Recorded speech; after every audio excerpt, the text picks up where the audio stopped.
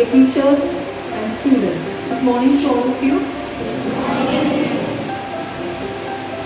So as you know, as part of Environment Day celebration programs, we have been conducting a lot of activities in our school, like planting the trees, plus you have presented some posters and you are doing it, right children? Reels, posters and all, are you doing it? We have to submit on 12th.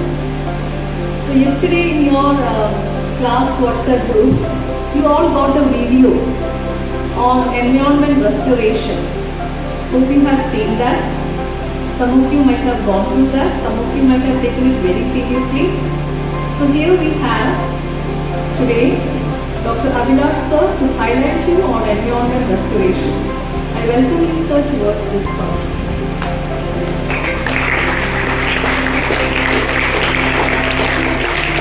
A few words on sir. As I've told, he is Assistant Professor and Research Guide at PG Department of Zoology at Christian College, Chengalpattu. Sir took his PhD in Environmental Sciences from the University of Kerala and has also served the Department of Forest and Wildlife. So he has got immense knowledge about our wildlife as well as the environment around us. I hope he is a good resource person for us to share his views and thoughts.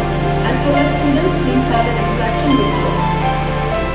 നമുക്കറിയാം world environment day നമ്മൾ observe ചെയ്യുന്നത് 1972 Stockholm conference എന്ന പേരിൽ. Have you heard of that? Stockholm conference കേട്ടിട്ടില്ല അല്ലേ? നിങ്ങളിപ്പോൾ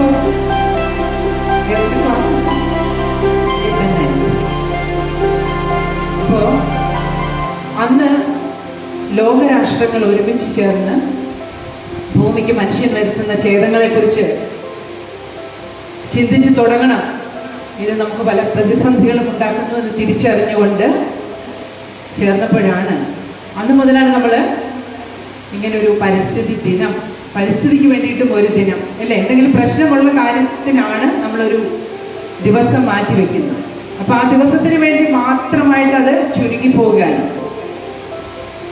അല്ലേ. പണ്ട് നിങ്ങളുടെയൊക്കെ പ്രായത്തിൽ ഇപ്പോൾ ഇതുപോലെ മനോഹരമായ വലിയ കളർഫുൾ ഡ്രസ്സും ഇത്ര അധികം ഗാഡ്ജറ്റ്സ്, നമ്മുടെ സൗകര്യങ്ങൾ, മൊബൈലൊന്നും ഇല്ലാത്ത ഒരു കാലഘട്ടത്തിലാണ് ഞാൻ നിങ്ങളുടെ പ്രായത്തിലൂടെ കടക്കുന്നത്.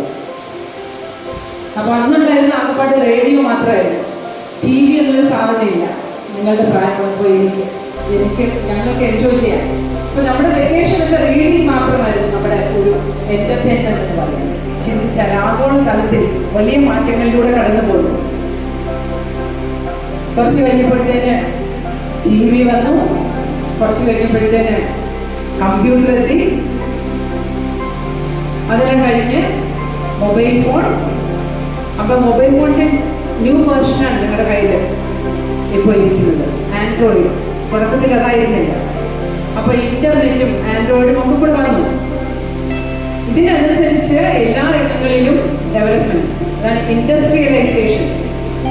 എല്ലാം വ്യാവസായികമായിട്ട് പ്രോഡക്ട്സ് ഉണ്ടാക്കുന്നു. അതിനനുസരിച്ച് വ്യവസായം എന്ന് തുടങ്ങിയോ അന്ന് നമ്മുടെ നശിക്കാൻ തിരിച്ചോട്ടാ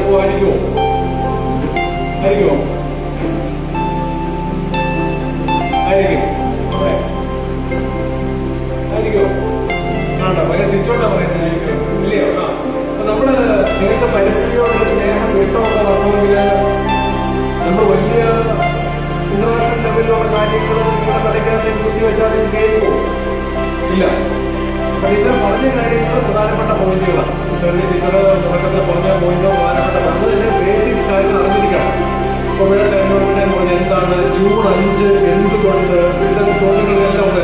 നിങ്ങൾ വളരെ ഒരു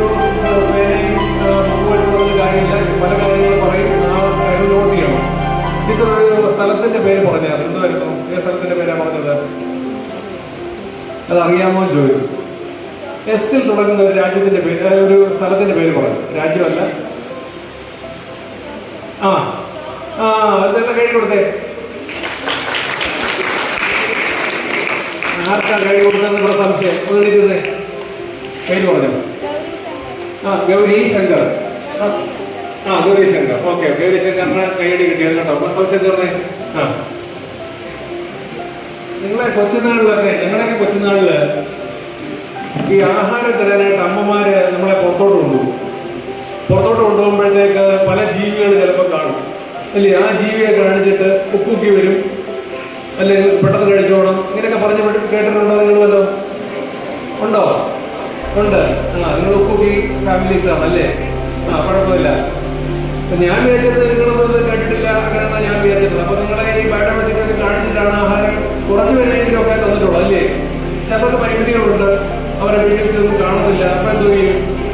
അവര് വേറെ ഓപ്ഷനിലേക്കൊക്കെ പോകും. അത് ആ കാലത്തിനനുസരിച്ചുള്ള മാറ്റമാണ്. അടുത്തത് പശുവിനെ കാണിച്ചിട്ടുണ്ട്, കാക്കയെ കാണിച്ചിട്ടുണ്ട്. ഇതെല്ലാം നമ്മുടെ ഭീകരൊക്കെയാണ്. നമ്മുടെ പല പല പേരുകളാണ്, നമ്മുടെ ഭയങ്കര പേരുകളൊക്കെ ആണെങ്കിലും പറഞ്ഞത്. നമുക്ക് കാക്കയെ പശു എന്നൊക്കെ പിന്നീട് മനസ്സിലാവും അല്ലേ?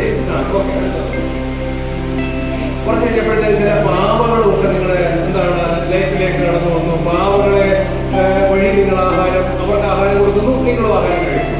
ഒരെണ്ണം പാവയ്ക്ക്, ബാക്കി നിങ്ങൾക്ക്. അമ്മ തരാറില്ല അങ്ങനെയൊക്കെ. ഓക്കെ. ഈ അമ്മയുടെ ഒരു കാര്യം.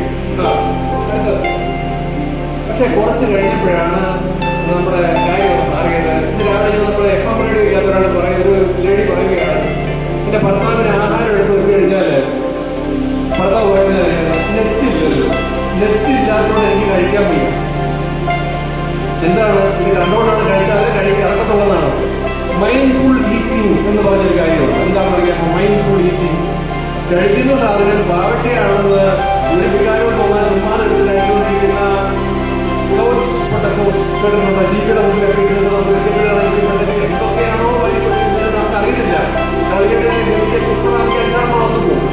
അഥവാ കളി മോശമാക്കി ചിലപ്പോൾ ഒന്നിവിടെ ബോധവും. ഇങ്ങനെയൊക്കെയുള്ള കൗച്ച് പൊട്ടറ്റോസിന് നിങ്ങൾക്ക് അറിയാമോ? അപ്പൊ ആ വാക്ക് കുറിച്ച് അറിയാമെങ്കിൽ ആ വാക്ക് കുറിച്ചിട്ട് ഒന്ന് പോയി വായിക്കണം. Couch potato. സ്റ്റോക്ക്ഹോം എന്നൊരു സ്ഥലത്തിന്റെ പേരാണ് മുമ്പ് നിങ്ങൾ പറഞ്ഞത്.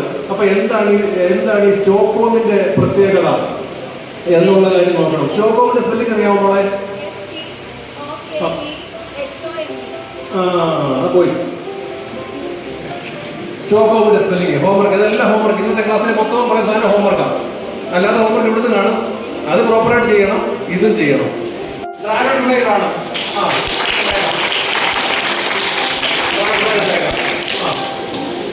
ഉറുമ്പ് കാണാം, ഉള്ളി കാണാം. ഇനി എന്ന് പറ. കായാമ്പു ശരിയായ ഉത്തരം.